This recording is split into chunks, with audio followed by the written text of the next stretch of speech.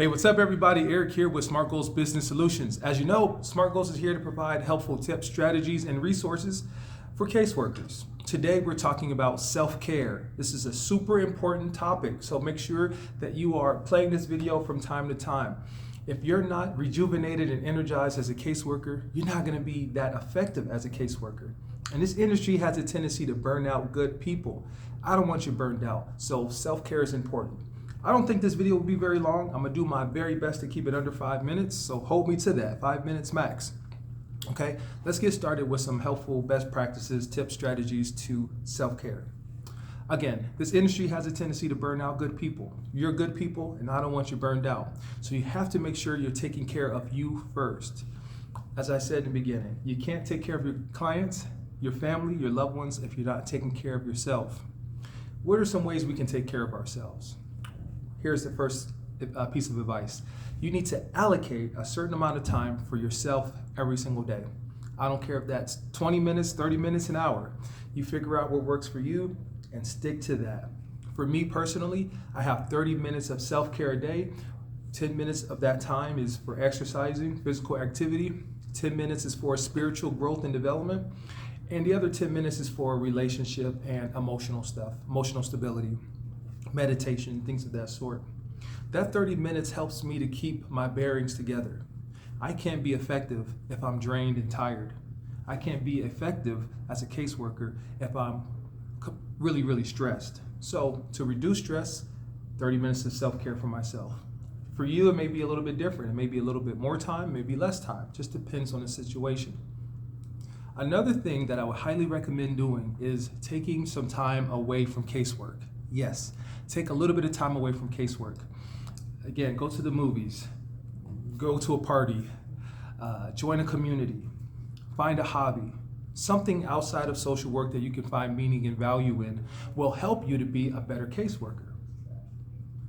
Next, take some time and consider vacations if you can. And if you can't take a extraordinary vacation, that's okay. Take a day vacation, go to a new city, go to a new restaurant, try some new things. If you want to stay at home, that's fine. You can have a staycation, as it's called sometimes. Be active, be productive. Take some time to rest as well. Get enough sleep. Okay? Again, guys, you can't be an effective caseworker if you're burnt out. I don't want you burnt out. Self-care is important. If you find that there are boundaries being crossed between your coworkers or supervisor or clients, you want to make sure you reestablish some boundaries.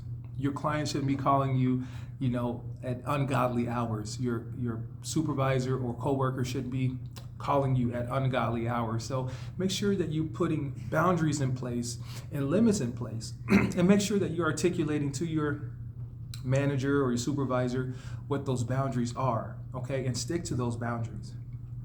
The last thing that I would highly recommend people do in order to improve self-care is to make sure that you are reflecting on your mood, your productivity on a weekly basis, right? Sometimes you got to check your own pulse to make sure you're good. And also have a trusted individual where you can bounce ideas off of and let them know how you're feeling. Everyone needs a friend in the social service industry. Everyone needs someone to bounce ideas off, talk about strengths and struggles with. Find that trusted person and build that relationship. The last thing I'm going to say about self-care is going along the same lines of relationships.